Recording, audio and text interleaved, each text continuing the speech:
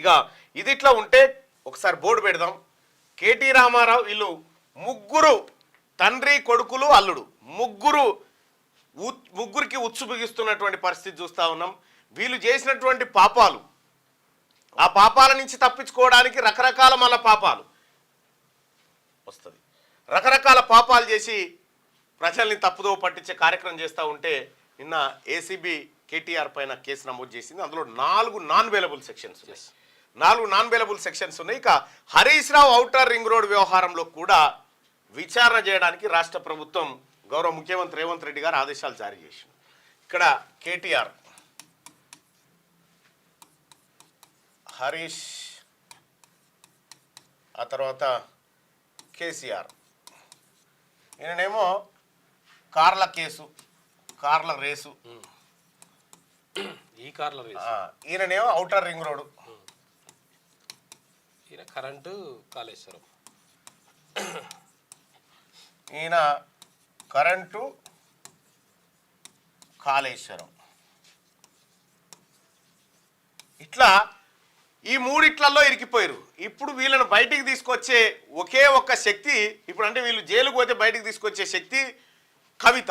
వీళ్ళ ముగ్గురిని వరుస పెట్టి జైల్లో కనుక ఇందులో నేరాలు కనుక నిరూపణ జైల్లో పడితే కంప్లీట్గా బీఆర్ఎస్ భారం కవిత మోయాల్సిందేనా?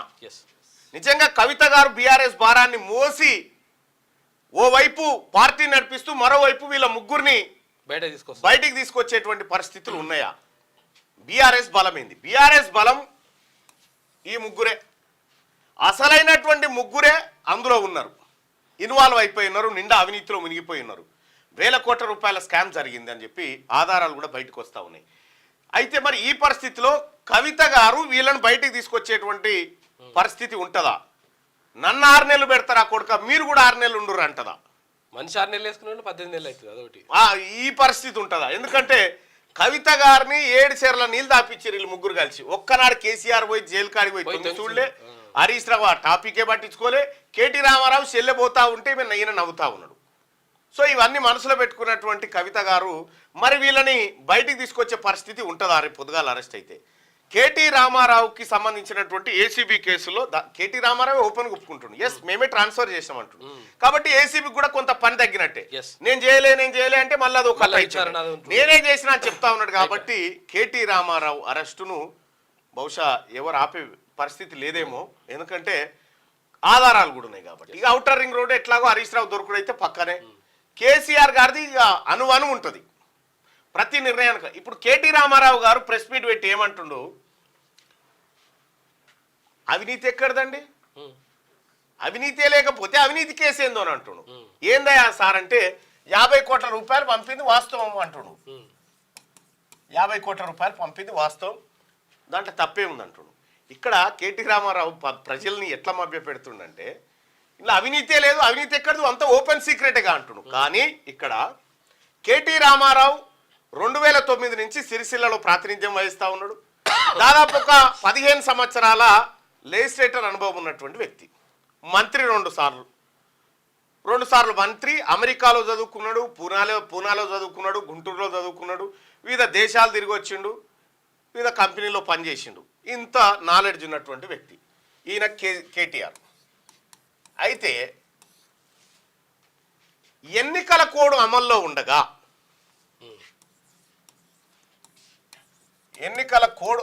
ఉండగా డబ్బులు ట్రాన్స్ఫర్ చేయొద్దు అన్న విషయం కేటీ రామారావుకు తెలియదా? రెండోది, మంత్రివర్గం ఆమోదం ఉన్నదా ఈ పైసలు పంపడానికి, లేకపోతే ఈ వ్యవహారానికి? కాగితం కాస్త ఏమన్నా ఉన్నదా? కాగితం కూడా ఒకవేళ లేదు ముఖ్యమంత్రి గారికి చెప్పినట్టు అది కూడా చెప్తే ఆయన A4 వేసుకుందాం. నోటి మాటతోని, కేవలం నోటి మాటతోటి 50 కోట్ల రూపాయలు, అది మళ్ళీ ఎట్లా రూపాయలను డాలర్ల అంటే విదేశీ మార్గంలో పౌండ్స్లలోకి మార్చిరు, విదేశీ మార్గంలో పౌండ్స్లలోకి మార్చి ఆ కంపెనీకి కట్టబెట్టిరు. ఈ విదేశీ మారకాన్ని విదేశాలకు పంపే క్రమంలో రిజర్వ్ బ్యాంక్ ఆఫ్ ఇండియా అనుమతి తీసుకోవాలి. RBI అనుమతి. ఈ అనుమతి తీసుకున్నాడా? ఇది తీసుకోవాలి. ఇది తీసుకోలే, ఇది తీసుకోలే, కాగితం లేదు, వీధి లేదు. కాగితం లేదు, కత్ర లేదు. ప్రజాధనం 50 కోట్ల రూపాయల ప్రజాధనాన్ని వీళ్ళ తాత జాగీరైనట్టుగా అటు పంపించేసిండు. ఇది అతని పైన ఉన్నటువంటి ప్రధానమైన ఆరోపణ. అది కేటీఆర్ కూడా ఒప్పుకుంటుండే, ఎస్ నేను పంపినా అనే మాట. ఇక్కడ మనం ఇంకొకటి గమనించాల్సినటువంటి అంశం ఏంటంటే, ఇందులో కేటీఆర్ గారు నేనొక్కనే అని చెప్పదలుచుకోవా, లేకపోతే మా నాయన కూడా అని చెప్పదలుచుకోవా? ఎందుకంటే అప్పుడు ముఖ్యమంత్రి ఆయనే కాబట్టి. మీ నాయన గారికి కావాల్సిన ఉండాల్సి ఉండే, అదనంగా ఒకటి యాడ్ చేస్తా అంటేనేమో ఇంట్లోకి తీసుకురా. ఇక్కడ కేటీ రామారావు గారు అంటూ నా ఎంట్రుక కూడా బీకలేరు అంటుండు. మీసాలు గడ్డాలైతే లేవు, మీసాలు గడ్డాలైతే లేవు కాబట్టి వాళ్ళు వచ్చేకంటే ముందే నువ్వే కట్ చేసుకుంటే చెప్పలేం. రెండో విషయం ఏంటంటే, ఇంత పచ్చిగా అడ్డంగా దొరికిపోయినటువంటి మీరు ఇంకా ప్రజల్ని మభ్యపెడతా, అసలు కేటీఆర్ ఆ ధైర్యం ఏముండే అంటే మళ్ళా మేమే వస్తాం పంపవా పైసలు మనం ఎవడు విచారణ చేస్తాడు అంతే అనే యాంగిల్లో చేస్తే దెబ్బ కొట్టింది. ఎన్నికల్లో బొక్కబోర్ల పడ్డది. బీఆర్ఎస్ పార్టీ ఓడిపోయింది, కాంగ్రెస్ పార్టీ ప్రజాప్రభుత్వం అధికారంలోకి వచ్చింది, ముఖ్యమంత్రి రేవంత్ రెడ్డి గారు అయిన తర్వాత కేటీఆర్ ఇరికిపోయిండు. ఏం చేయాలో అర్థం కాక, ఇది ఒకటే కాదు అనేకమైన తప్పులు మస్తుగున్నాయి. ఇప్పుడు అక్కడ కడుతున్నటువంటి ఇప్పుడు ఆ వెంచర్ ఉంది కదా ఆదిత్య అవంటాస్, అదంతా కూడా సార్వార్ల పుణ్యమే. ఇక్కడ గమ్మతే ఇంకో విషయం ఏంటంటే, ఈ కార్ల రేసు, ఈ కార్లు అంటే ఎలక్ట్రిక్ కార్లు 700 కోట్లు వచ్చింది. ఇందులో ఎఫ్ రేసు తర్వాత ఈ రేస్ అని ఉంటుంది. ఇదేం ఫ్యూయల్ తోటి చేస్తారు, ఇదేమో ఎలక్ట్రిసిటీ తోటి ఆ కార్ల వేగం ఉంటుంది. అదొక కథ, పెద్దది స్టోరీ. అయితే ఈ కార్ల రేసు ఫస్ట్ నిర్వహించినప్పుడు గ్రీన్కో అనేటువంటి కంపెనీ ప్లస్ హైదరాబాద్ మున్సిపల్ శాఖ ప్లస్ ఆ తర్వాత ఆ కంపెనీ, ఈ కార్ల రేస్ నిర్వహించేటువంటి కంపెనీ, ఇలా ముగ్గురు మధ్యలో ఒప్పందం జరిగింది.